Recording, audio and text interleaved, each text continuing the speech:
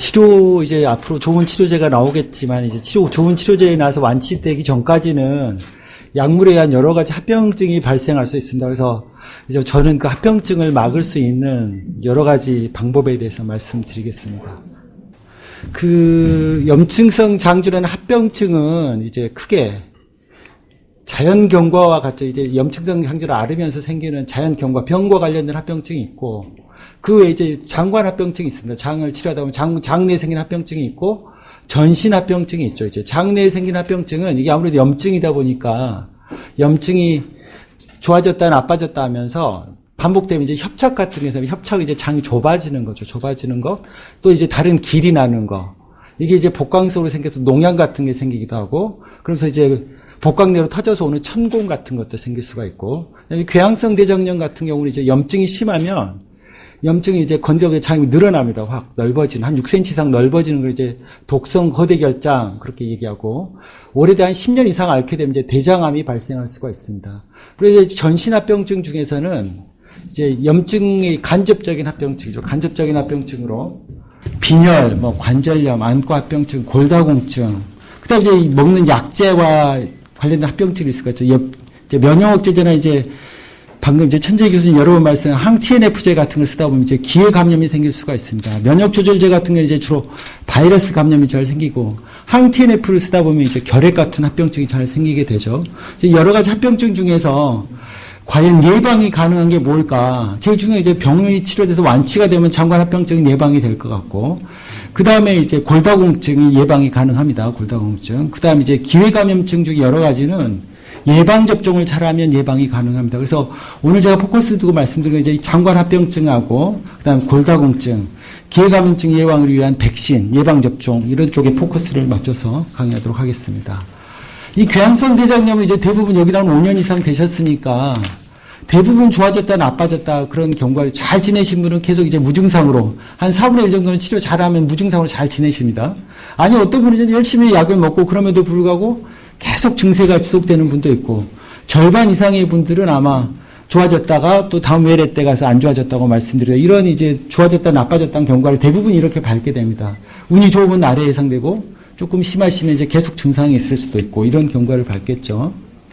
처음에 이제 궤양성 대장염이 병변이 치료를 안 하면 병변이 넓어집니다. 처음에는 직장 쪽이면 항문에서 한 15cm 정도까지 있는 걸 이제 직장염이라고 그러는데, 아래 여기 쪽에만 있는 거. 그 다음에 왼쪽 이 비망곡까지 있는 걸 좌측 결장염이라고 그러는데, 이때 이제 치료를 제대로 안 하고 그럼 병변의 범위가 넓어집니다. 이 병변이 얼마나 넓어지냐면 5년 지나면 3분의 1, 10명이면 3명이 병변이 넓어집니다. 그러면서 치료가 아무래도 더 힘들어지는 거죠. 그리고 10년이 지나면 10명이면 절반 정도가 병변이 넓어집니다. 그래서 열심히 치료를 하셔야 이 병변이 넓어지는 걸 예방할 수가 있죠. 물론 열심히 치료를 해도 안 되는 경우도 있지만, 하여튼 열심히 치료하셔서 병변이 넓어지는 거를 막아주는 게 중요하고요. 그 다음에 크론병은 이제 궤양성 대장염보다 심하죠. 이 처음에 이제 증상이 없다가 이때 증상이 생겼습니다. 이때 증상이 생겨서 병원에 와서 이제 크론병을 진단을 받죠. 크론병을 진단을 받고 외래에서 치료를 했는데 증상은 이제 많이 좋아졌어요. 증상은 많이 좋는데 이게 증상이 좋아졌다고 해서 병이 진행하지 않는 건 아니에요. 증상이 좋아졌다 하더라도 점막에 궤양이 있게 되면 병변은 점점점 좁아집니다. 그래서 협착이 발생하고 누공이 발생하고 결국은 이제 수술로 가는 거죠. 그래서 천재 교수님 말씀하셨지만 예전에는 이 증상만 없게 하는 게 크론병의 치료 목표였어요. 그렇지만 지금은 이 증상을 호전시킴과 동시에 궤양을 호전시키는 점막 치유의 개념이 도입되면서 점막 치유를 하는 이제 약들이 이제 떠오르게 되는 거죠. 그래서 이제 크론병 환자들을 갖다 20년 정도 빨리 한 2,000명 넘은 환자, 2,000명 넘은 환자들을 한 7년 이상 추적 검사를 해봤죠. 그랬더니 처음에는 10명 중에 8명 정도 염증만 있습니다. 염증만 있는데 시간이 갈수록 한 20년쯤 지나면 염증만 있는 사람들은 10분의 1 정도로 줄고, 이제 협착이 생긴 사람이 한 10명에 2명 정도, 그 다음 관통에 이제 누공 같은 거 생긴 거예요, 누공. 이 뱃속이 피부 쪽으로 이제 장이 터져 나오기도 하고 이런 관통형이 70%가 생기는 거죠. 그래서 이 협착형이나 관통형이 생기게 되면 이미 약물로 치료해도 상당히 반응률이 떨어진다. 중요한 거는 이 염증만 있을 때 치료를 해야 반응률이 좋은 거예요. 그래서 이때 열심히 잘 치료해야 되는데, 여기 이제 지금 5년 이상 된 분들이 많은데, 이 중에는 한 절반 정도는 이미 절반 정도만이 염증만 있고, 이제 나머지 분들은 이 협착이나 관통형이 생기는 분들이 많죠. 그래서 중요한 건 초기에 열심히 잘 치료하는 게 중요하다. 합병증 예방하려면 이렇게 이제 아시면 되겠습니다. 이게 이제 내시경 소견 가지고 모아봤어요. 처음에 이렇게 궤양이 있습니다. 이런 궤양. 이 궤양이 있다 해서 모두 증상이 있는 게 아니에요. 중요한 건 그겁니다. 이런 궤양이 있다 하더라도 어떤 분은 증상이 없어요. 어떤 분은 증상이 있고 어떤 분은 설사를 계속하기도 하고. 그래서 이 증상만 좋아져서는 안 되겠다. 그래서 이 증상만 좋아지겠더니 이런 궤양이 결국엔 가서 이런 협착이 오기도 하고 이런 누궁이 생기기도 하고. 그래서 천재 교수님 말씀하셨지만 과거에는 증상만 좋아지면 치료가 끝나는 줄 알았어요. 그런데 그게 아니더라. 봤더니 이런 염증이 좁아지고 관통형으로 진행하더라. 그래서 초기에 열심히 염증일 때 열심히 치료를 받으시는 게 중요합니다. 이게 장이 좁아져서 소장이 늘어나 있는 경우죠. 좁아져 있죠. 여기 이제 이 농양이 생겨서 이게 이 골반 근육까지 염증이 퍼져 있는 상태입니다. 이 정도가 되면 이거는 약물 치료를 한다 하더라도 어떤 신약이 나온다 하더라도 이건 치료가 어려운 거예요. 이런 건 수술로 가야 되는 거예요. 근데 대부분의 이제 환우들은 이런 걸 어떻게 약물로 써보려고 하는데 이때는 수술로 갖는 게 맞는 거고 우리가 중요한 건 이렇게 진행하기 전에 약을 잘 써서 아까 궤양이던 시기에 그 시기에 잘 조절을 해야지 이런 장관합병증을 막아줄 수가 있습니다. 그래서 이제 크론병 환자들이 얼마나 수술을 하게 되나 치료를 하더라도 봤더니 한 10년이 지나면 10명 중에 4명 정도는 수술을 하게 되는 거예요. 10년이 지나면 4명 정도 수술하게 되고 20년이면 10명이면 7명이 수술을 받게 됩니다. 그래서 수술로 가기 전에 장을 치료하는 게 중요하겠다. 그래서 우리가 이제 치료 잘하는 목표는 이 치료 이렇게 수술률이 높았던 수술률을 갖다가 좀 더 낮춰보자. 여기 이제 새로운 약들이 나오겠죠. 천재 교수님 말씀하신 여러 가지 현재는 항TNF제밖에 없지만 지금 개발되고 있는 신약들을 열심히 쓰다 보면 초기에 이렇게 수술도 나아지겠죠. 후기증 가다 보면. 그래서 적응증이 된다면 현재의 약 중에는 이 두 가지입니다. 면역조절제를 열심히 쓰고 생물학적 제제를 조기에 투여하게 되면 물론 이제 적응증이 돼야죠. 이런 약들이 부작용이 없는 게 아니기 때문에 이런 약들도 부작용이 있기 때문에 적응증이 된다면 면역조절제하고 생물학적 제제를 열심히 투여하는 게 좋다. 근데 면역조절제를 처방은 많이 합니다. 처방은 많이 하는데 실제로 이거를 먹다 보면 이게 울렁거리고 토하고 이런 환자들이 많아. 하루 종일 기운이 없고 이런 부작용도 꽤 있습니다. 그래서 열심히 처방은 받아가는데 먹지 않고 쌓아놓고 이런 환자들 꽤 있어요. 실제로. 그 외래는 꼬박꼬박 날짜 맞춰오고 그런 분들은 타가봐도 도움이 안 되는 거예요. 열심히 먹어야 돼요. 열심히. 그리고 이런 게 부작용이 있으면 자기 주치의와 상의를 해야 됩니다. 이 울렁거리고 이런 게 심하면 약을 또 다른 약들이 있어요. 다른 약들이 있으니까 먹고 열심히 먹는 것처럼 하지 말고 쌓아놓지 말고 열심히 먹어야 돼요. 그리고 그래야지 이렇게 수술률이 줄 수가 있어요. 수술률 안 주는 이유는 잘 안 먹는 거예요. 열심히 오기는 외래는 열심히 하는데 쌓아놓고 안 먹고 외래는 꼬박꼬박 오고 그러면 아무런 도움이 안 됩니다. 그다음에 독성 거대결장이라는 이제 궤양성 대장염 흔히 생기는데 이렇게 이제 장이 한 6cm 이상 늘어나는 게 독성 거대결장이라고 하는데 이런 이 염증이 심할 때는 진통제를 몰핀과 같은 진통제를 맞으면 이런 게 이제 원인이 돼서 더 나빠질 수가 있어요. 그래서 이 독성 이런 때 되게 입원해서 치료를 받게 되는데 이런 독성 거대결장이 있을 때는 몰핀과 같은 진통제를 안 맞는 게 좋습니다. 이럴 때는. 그 외에는 아플 때는 뭐 맞아도 좋지만 몰핀은 가능한 안 맞는 게 좋다. 궤양성 대장염 환자들은 이렇게 알고 계시면 돼요. 몰핀. 이거는 절대 맞으면 안 됩니다.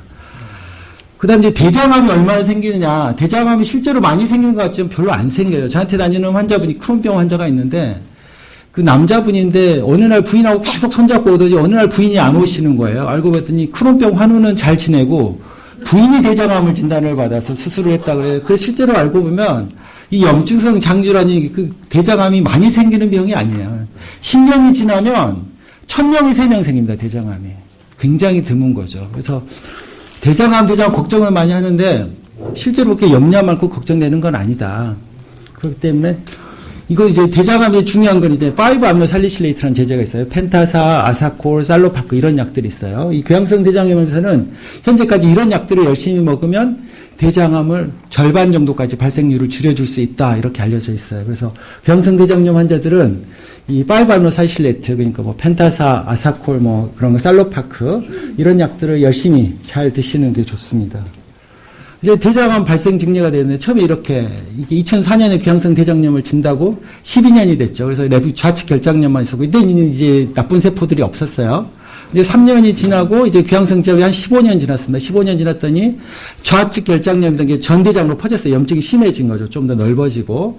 이때만 해도 이제 병변이 이제 이 디스플라지아라는 거는 이제 정상세포가 암세포로 조금 변했다 이런 뜻이에요. 이형성이라고 그래서 조금 모양이 바뀐 세포들이 나왔습니다. 다시 2년 있다 다시 검사를 했더니 또 이때도 이제 이상한 세포들이 좀 나오는데 이때 이제 대개 의사들은 수술을 권합니다. 대장암 예방을 위해서 수술합시다. 그래서 대부분 이제 이때 증상이 없어요. 그래서 환자들은 수술을 거부를 하고 지냅니다. 이때는. 이 환자가 이제 다시 한 3년 만에 왔더니 이때는 이제 완전히 대장암이 생긴 거예요. 그래서 그 약을 열심히 먹어도 얘기했듯이 100명이, 1000명에 한 3명 정도는 대장암이 생길 수 있고 이 의사 선생님이 수술하자 그러면 이거는 이제 조금 위험성이 있는 거예요. 그래서 열심히 고민해보고 열심히 그때부터 추적 관찰을 해야 됩니다. 추적 관찰을 해서 이상한 세포들이 좀 더 나온다. 그럼 수술하자 그럴 때 열심히 적절한 시기에 수술을 해야 돼요. 그래야지 초기에 진단이 되고 완치를 할 수가 있는 거죠. 대장암이 그럼 어떻게 잘 생기냐? 이 1000명이 3명이 생기는 것도 이제 위험 요인이 다 있습니다. 어릴 때, 소아 때나 청소년기 때 진단받은 경우 대장암이 잘 생기고, 진단 후에 한 10년 이상 진단하면 잘 생기고, 그 다음에 PSC라고 담도염이 동반되는 귀향성 대장염에서 굉장히 드뭅니다. 담도염은 한 100명에 1명도 안 되는데, 이 PSC와 동반된 귀향성 대장염. 그 다음에 가족 중에 대장암이 있었다. 이제 크론병에서는 치료가 잘 낫지 않고 계속 이 팬티에 뭐가 묻는다. 이런 치료가 있어요. 이런 잘 낫지 않는 치료. 이것도 역시 대장암의 위험 요인입니다. 그래서 본인이 여기 하나라도 해당이 된다. 그러면 선생님이 시키는 대로 대장 내시경 열심히 하시고, 5압사란 그 여러 가지 5아미노 살리실레이트 약을 열심히 먹는 게 대장암 예방을 줄일 수 있는 방법이 되겠습니다. 그래서 이제 대장암 발생 말씀드려도 염증이 심하고 지속되는 부위에서 발생이 됩니다. 염증이 없으면 암은 안 생겨요. 그래서 염증을 가라앉히는 게 중요하죠. 그래서 약을 열심히 먹어서 염증을 치료하고, 크론병에서 지속되는 치료는 대장암의 원인이 될 수 있기 때문에 치료도 방치하면 안 되고 열심히 치료를 잘 해서 좋아지도록, 염증이 가라앉도록 해야 되겠죠. 이거 이제 그다음에 염증성 장기라 뼈 건강인데, 이 염증성 장기라를 앓다 보면 이제 뼈가 약해집니다. 왜 그런가 하는데 이제 염증 자체로는 있어 뼈가 약해지기도 하고, 이 염증성 장기란 치료를 한 스테로이드 때문에 이제 뼈가 발생하기도 하는데, 이 사람이 이제 여자 환자인데 그 진단받고 2년인가 됐는데 바로 이 상완골, 어깨뼈죠. 어깨뼈가 부러져. 바로 이 목욕탕에서 나오고 팔만 짚었는데 부러졌어요. 이렇게. 그 다음 그 환자가 또 1년이 지났는데 또 이 대퇴골이 또 부러진 거예요. 그래서 뼈 건강은 굉장히 중요합니다. 실제 남 얘기가 아니고, 이 환자 진단지, 그 스테로이드를 좀 오래 썼던 환자, 이 환자는. 그래서 얼마나 많이 뼈 건강이 약해지나, 했더니 정상은 이게 이제 T스코어로 이제 판정을 하는데, T가 이제 마이너스 1에서 0 사이면 이상이 정상이다 그러고, 마이너스 1에서 마이너스 2.5 뼈가 참 감소돼 있다 그렇게 얘기하고, 마이너스 2.5 이상 골다공증이 있다 그렇게 얘기를 하는 거예요. 근데 크론병이 귀향성 대장염 조금 더 뼈가 더 약한 사람이 많습니다. 그래서 크론병이나 귀향성 대장염 환자들은 오래됐거나 염증이 심하거나 아니면 스테로이드를 한 3개월 이상 쓴 적이 있고, 나이가 50세 넘어가고, 그러면 반드시 골밀도 검사를 해서 골다공증을 신경을 써야 됩니다. 안 그러면 염증은 좋아졌는데 뼈 때문에 고생하는 이런 일들이 생길 수가 있어요. 그래서 이제 골다공증 위험 요인은 남자는 50세 이상, 여자는 폐경이 있다고 생길 수 있는 거예요. 그 다음에 계속 증상이 지속되는 반복성 활동성이 있는 경우는 역시 골다공증이 생길 수가 있고, 말씀드린 스테로이드를 한 3개월 이상 지속적으로 쓴다. 또는 활동량이 적고 스마트폰으로 오락만 한다. 이러면 생길 수가 많은 거죠. 그 다음에 잘 안 먹고, 그 다음에 이제 호르몬 수치가 낮은 환자, 그 다음에 과거에 세게 넘어지지도 않았는데 골절이 발생했던 환자, 이런 환자들은 반드시 담당 선생님을 상의해서 골밀도 검사를 한 다음에 이 골다공증 치료를 하는 게 아까 같은 심각한 합병증을 줄일 수 있는 방법입니다. 이 골다공증 위험 요인인 환자들은 말씀드린 대로 이 T스코어를 봐서 이 골밀도 검사를 일단 해야 됩니다. 골도에서 마이너스 1이다 많이 안 떨어져 있는 경우, 이럴 때 이제 칼슘과 비타민 D 많이 있어요. 이런 약들이. 그 다음 규칙적인 운동. 그 다음에 나왔지만 담배 끊고 술 안 먹고 굉장히 중요합니다.